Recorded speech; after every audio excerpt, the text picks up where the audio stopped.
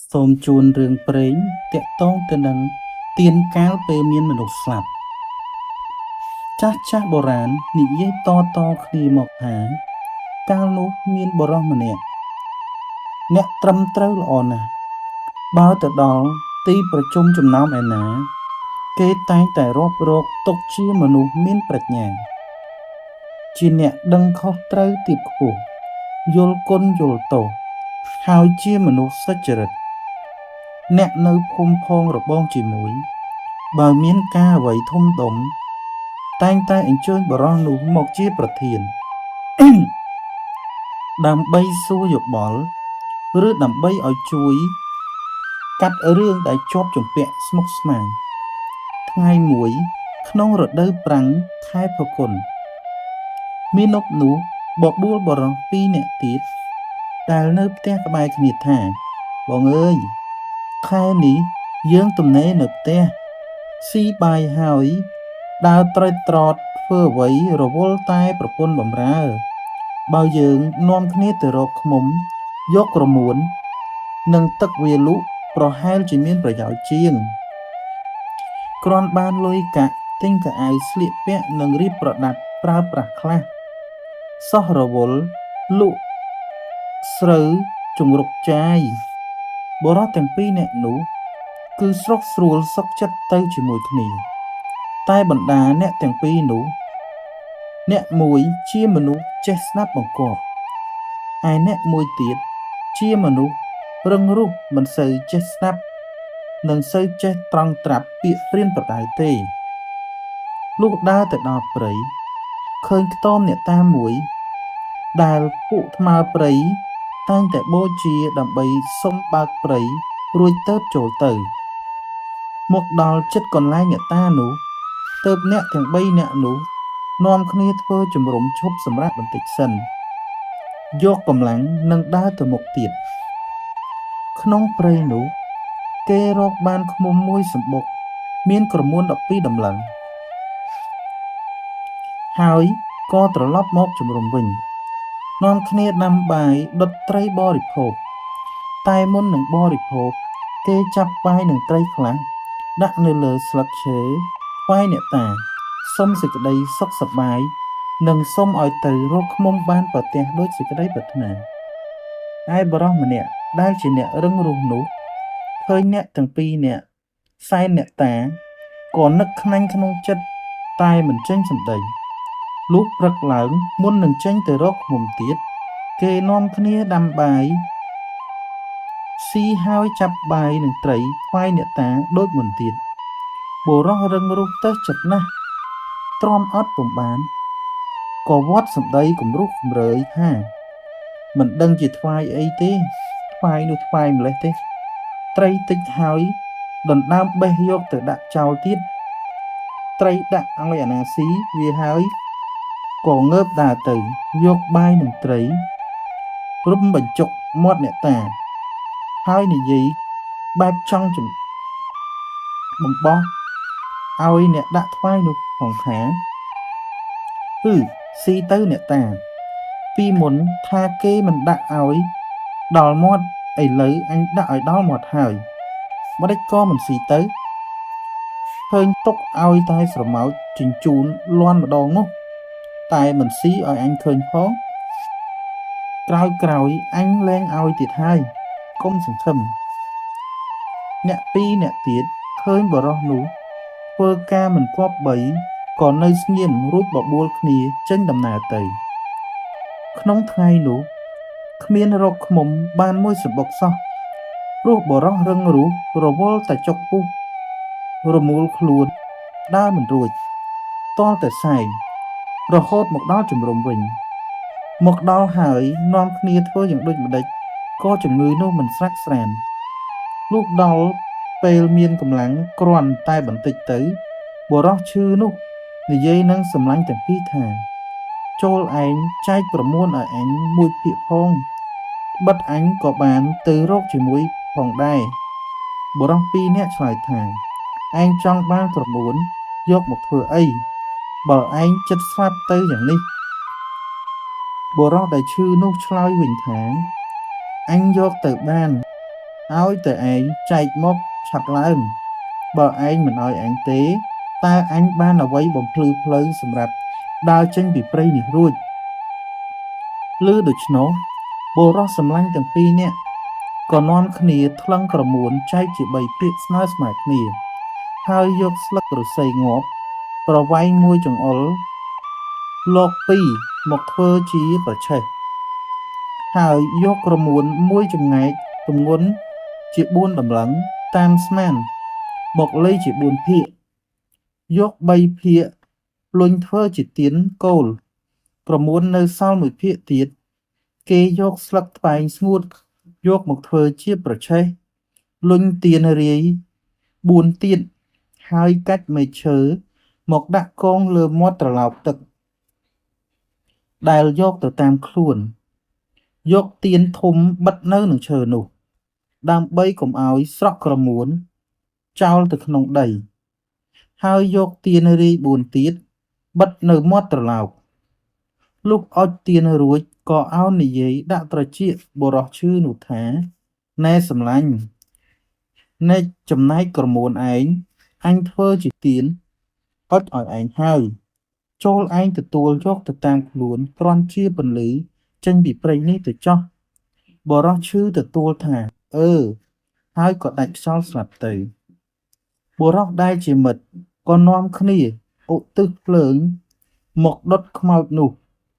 ហើយក៏នាំគ្នាខ្ចប់ធាតុយកមកឲ្យប្រពន្ធដោយប្រាប់តាមដំណើររឿងតាំងពីរឿងឈើដល់ចែកក្រមួនតែមកដល់ត្រង់នោះប្រពន្ធសពគឺមិនព្រមដោយអាងថាប្តីខ្លួនស្លាប់ទៅហើយ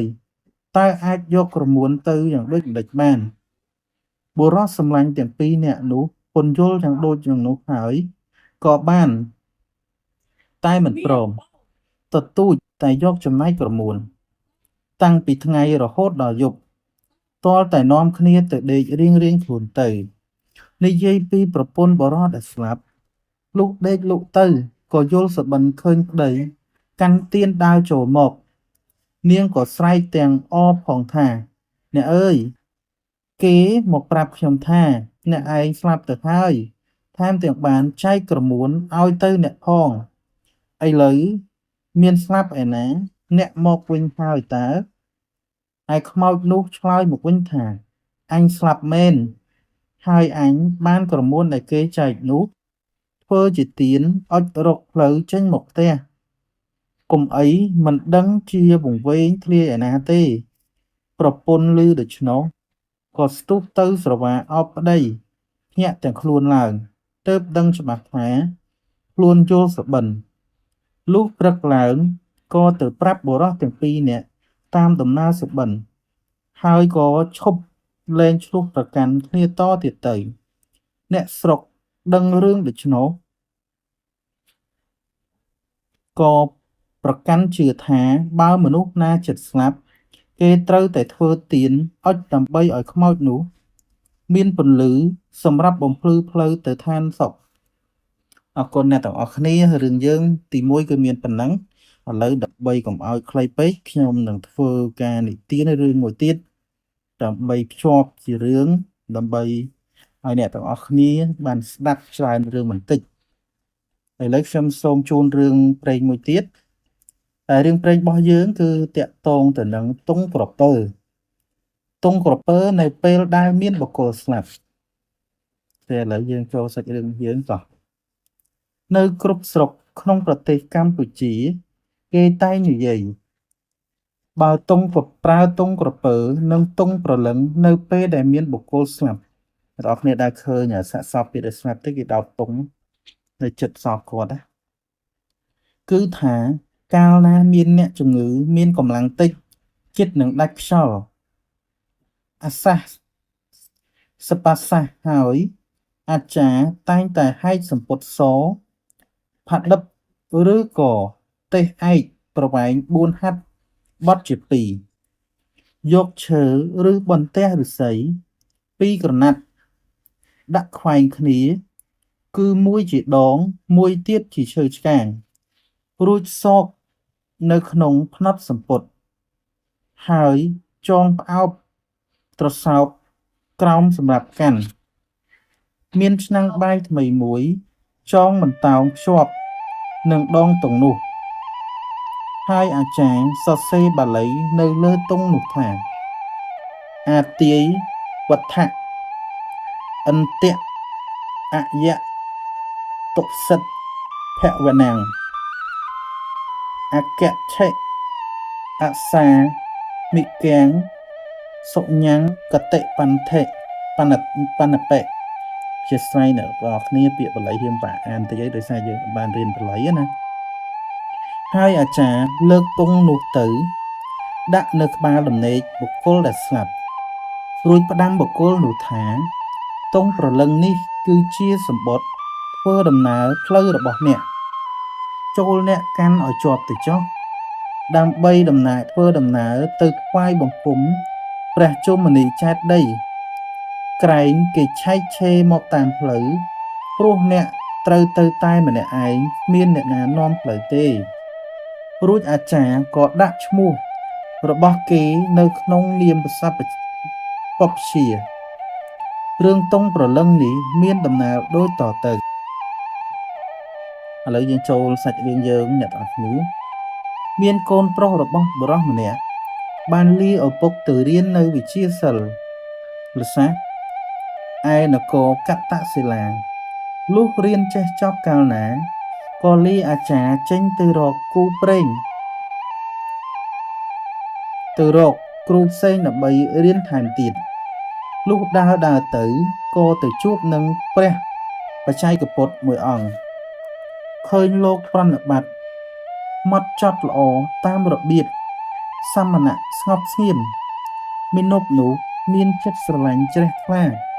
ក៏ចូលទៅសុំរៀននៅក្នុងសំណាក់ព្រះបច្ចេកពុទ្ធនោះលោកក៏សុខចិត្តឲ្យរៀនតែលោកដាក់លក្ខខណ្ឌថាត្រូវឲ្យបួសដូចជាលោកសិនលុះមាណពនោះបួសរួចហើយលោកក៏បង្រៀនធម៌ឋាននៅរៀនយូរទៅមាណពនោះក៏បានសម្រេចនៅពោធិញ្ញាណជាព្រះចៃកពុទ្ធមួយព្រះអង្គដោយព្រះចៃកពុទ្ធដែលជាគ្រូនោះដែរហើយក៏ចូលបរិនិព្វានទៅអ្នកស្រុកអ្នកភូមិក៏នាំគ្នាធ្វើបុណ្យបូជាសពហើយកសាងចេតិយបញ្ចុះអដ្ឋិធាតុព្រះចៃកពុទ្ធអង្គនោះត្រង់ផ្លូវបំបែកបុរសដែលជាឪពុកបាត់កូនយូរពេកក៏ទៅតាមមកដល់ស្រុកនោះហើយសួររក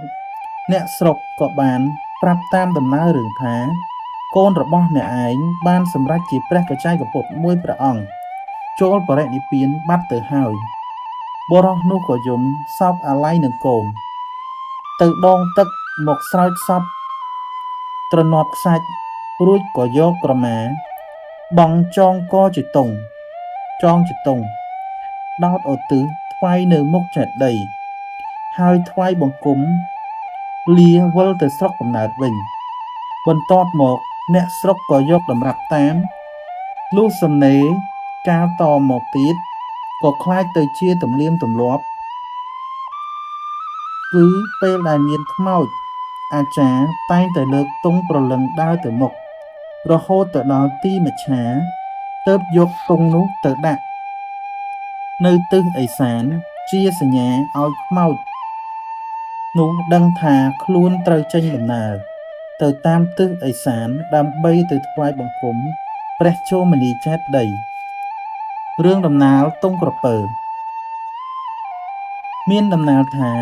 កាលព្រះសម្មាសម្ពុទ្ធទ្រង់គង់ធម៌មាន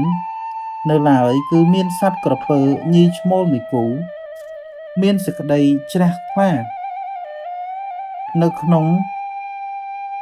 ព្រះពុទ្ធសាសនាហើយក៏ចូលទៅសុំព្រះពុទ្ធអង្គបួសតែព្រះអង្គពុំព្រមអនុញ្ញាតឲ្យព្រោះថាសត្វដេរឆានក្រពើនោះក្រាបទូលបង្គំព្រះអង្គថាយើងខ្ញុំព្រះអង្គទាំងពីររូបនេះពុំមាននិស្ស័យនៅក្នុងសាសនាព្រះអង្គទេតែដល់យើងខ្ញុំទាំងពីររូបនេះស្រឡាញ់បដូរផ្ដាច់នៅសាសនារបស់ព្រះអង្គយើងខ្ញុំព្រះអង្គសូមធ្វើការសំណូមពរថាបើដល់យើងខ្ញុំស្លាប់ទៅ សូមឲ្យគេយកស្បែកយើងខ្ញុំទៅដោតជាទង់ថ្វាយចំពោះព្រះភ័ក្ត្រព្រះអង្គទុកជាសក្ការៈបូជាកុំបីអាក់ខានឡើយព្រះពុទ្ធអង្គទ្រង់ទទួលនៅសំណូមពរនោះដោយព្រះមេត្តាលុះក្រពើនោះស្លាប់ទៅគេក៏យកស្បែកទៅដោតថ្វាយតាមបណ្ដាំនេនលុះព្រះសម្មាសម្ពុទ្ធទ្រង់ចូលបរិនិព្វានទៅស្បែកក្រពើនោះក៏ពុករលួយអស់ទៅគេក៏នាំគ្នាយកក្រណាត់សក្រដាសយកមករចនាធ្វើជារាងស្បែកក្រពើដើម្បីប្រើជាតំណាងតទៅដូចយើងតែងតែឃើញគេដោតទង់ក្រពើនៅគ្រប់កន្លែងសក្ការៈព្រះពុទ្ធរូបស្រាប់សមាជិកជំនុំជម្រុំទំនៀមទម្លាប់ម្នាក់ទៀតបានប្រកាសថាមានព្រះមហាក្សត្រមួយព្រះអង្គព្រះនាមព្រះបាទ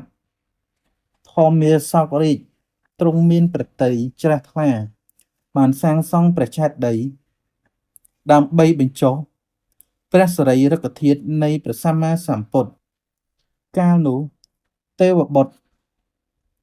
មានទិដ្ឋិម្នាក់ចង់តាមបំផ្លាញព្រះអង្គហើយក៏ទៅបំផ្លាញព្រះចេតិយដោយលឺឫទ្ធានុភាពអង្គអាចលុះឃើញការដែលមិនគួរដូច្នោះព្រះបាទធម្មមាសោករាជក៏ទទួលព្រះឧបគថេដែលជាព្រះអរហន្តដ៏វិសេសមួយអង្គដើម្បីឲ្យទៅបង្ក្រាបមាដែលកំពុងបំផ្លាញព្រះចេតិយនោះប៉ុន្តែមាកំណាចមិនស្ដាប់ព្រមទាំងរករឿងឆ្លោះតបតនឹងព្រះឧបគតវិញថាកាលពីមុនយើងខ្លាចតែព្រះសមណគោតមមួយប៉ុណ្ណោះព្រោះតែលោកមានឫទ្ធិឥឡូវឥតអំពីព្រះសមណគោតមហើយយើងគ្មានត្រូវការគោរពកោតខ្លាចអ្នកណាទៀតទេការលឺទូមានយ៉ាងដូចណាក៏ក្រុងមានៅតែមិនព្រមស្ដាប់ទើបព្រះឧបគតយល់ថាខាត់ដោយពាក្យល្អគេមិនស្ដាប់ទេដូច្នោះក៏សម្ដែងឫទ្ធិចងរូបមានិងវត្ថុពន់ជាប់ឲ្យតឹងស្ទើរតែនឹងដាច់ខ្យល់ស្លាប់ក្រុងមាក្តៅចិត្តណាស់ប្រឹងស្ទុះហោះទៅទាំងចំណងទៅរកព្រះឥន្ទឲ្យជួយដោះស្រាយព្រះឥន្ទប្រកែកថាតើយើងឯណានឹងអាចដោះចំណងនៅព្រះឧបថាគតនោះបានក្រុងមាក្តៅចិត្តណាស់ក៏ដៀលតេះព្រះឥន្ទដោយពាក្យគំរោះគំរើយបោះបោកផ្សេងរួចក៏ស្ទុះហោះទៅរកព្រះព្រហ្មឲ្យជួយស្រាយទៀតព្រះព្រហ្មយល់ហេតុការក៏ឆ្លើយតបថាក្រុងមាអើយឧបថាគតនោះមានឫទ្ធិអំណាចខ្លាំងណាស់បើលោកចងហើយគ្មានអ្នកណានឹងស្រាយបានទេចូលមីឯងត្រឡប់ទៅក្រាបឧត្តវិទនៃព្រះតថាគតព្រះឧបគតវិញទៅទើបដោះរួចអំពីចំណងនោះវិញពុំនោះសោតអ្នកនឹងត្រូវស្លាប់អាសាបង់ទើបមាសុកចិត្តត្រឡប់ទៅសុំអង្វរព្រះឧបគថេស្រាយឲ្យវត្ថុពន្ធដែលជាប់នៅនឹងកដៃនោះបានคล้ายទៅជាកងរង្វង់ស្បែកឆ្កែស្អុយក្រៃលែងកម្រនឹងរកអ្វីប្រៀបបានទៅហើយមុននឹងស្រាយចំណងគម្រោងនោះព្រះឧបគថេយកខ្សែតាក់កមាអូសបណ្ដើឲ្យស្រែកប្រកាសតាមផ្សារអនិច្ចាថារៀងចាលលែងមករៀបត្បាតបំផ្លាញចេតិយព្រះសម្មាសម្ពុទ្ធតទៅទៀតហើយលុះក្រុងមាបដិញ្ញាថារៀងចាលហើយទើបព្រះឧបគថេស្រាយចំណងឲ្យវិលទៅស្រុកភូមិវិញរួចលោកប្រាប់ក្រុងមាថាដរាបណាឯងឃើញទង់សមួយនេះនៅឡើយដរាបនោះអត់មានទេបងដរាបនោះអង្គអាត្មាអញរស់នៅឡើយដែរឯងមិនត្រូវចូលមកយាយីដល់អ្នកស្រុកភូមិឡើយ លុះក្រោយមកអ្នកស្រុកភូមិក៏នាំគ្នាធ្វើទង់សមួយតូចចងនៅមុខផ្ទះកាលណាមានបុគ្គលស្លាប់ដើម្បីបញ្ជៀសការអន្តរាយគ្រប់បែបយ៉ាងអំពីម្នាក់នៃនានោះឯងសមាជិករបស់ក្រុមទំនៀមទម្លាប់ម្នាក់បានឲ្យនិទានមួយទៀតនៅក្នុងរឿងតាក់ទងទៅនឹងទង់ក្រពើនោះដែរមានបរិជ្ជបុត្រីនៃព្រះមហាក្សត្រមួយព្រះអង្គត្រូវក្រពើលេបហើយសគត់ទៅព្រះបិតាមិនអស់ប្រតិនិងព្រះរាជបុត្រីដែលខ្សែក៏បង្គាប់ឲ្យតម្កល់ប្រសពនោះទុកធ្វើជាបុណ្យបូជាយូរថ្ងៃដើម្បីចាំប៉ៅកងប៉ៅខ្មោះរកអ្នកចេះប្រោះហើយទ្រង់បញ្ជាឲ្យអាមាត្យវះស្បែកក្រពើទៅចងនៅមុខព្រះរាជវាំងជាសញ្ញាឲ្យដឹងថាព្រះរាជបុត្រីរបស់ព្រះអង្គត្រូវសគត់ដោយក្រពើលេបដូចចំនួនដើមដែលគេដោតវែកនៅនឹងភ្នូររបស់អ្នកស្លាប់ដោយពុះវែកចាប់ដែរអ្នកស្រុកក៏ឃើញដូច្នោះក៏នាំគ្នារចនានៅក្រណាត់ដែលជារាងស្បែកក្រពើហើយដោតនៅផ្ទះតែមានបុគ្គលស្លាប់ជាទម្លាប់រហូតមកអរគុណអ្នកទាំងអស់គ្នាថ្ងៃហ្នឹងសូមជូនរឿងតែពីររឿងហ្នឹងទេហើយចាំយើងជួបគ្នារឿងរបស់យើងបន្តទៀតហើយសង្ឃឹមថាអ្នកទាំងអស់គ្នាចូលចិត្តស្ដាប់បើសិនជាអ្នកទាំងអស់គ្នាចូលចិត្តកុំភ្លេចជួយsubscribe ក៏ដូចជាដាក់សញ្ញាកណ្ដឹងផងហើយអរគុណសម្រាប់ការតាមដានវីដេអូហើយបើសិនជាមានការរអាក់រអួលហើយការអានបាលីវាមានភាពខុសឆ្គងអីសូមខន្តីអភ័យទោសអរគុណអ្នកទាំងអស់គ្នាជួបគ្នានៅវីដេអូក្រោយ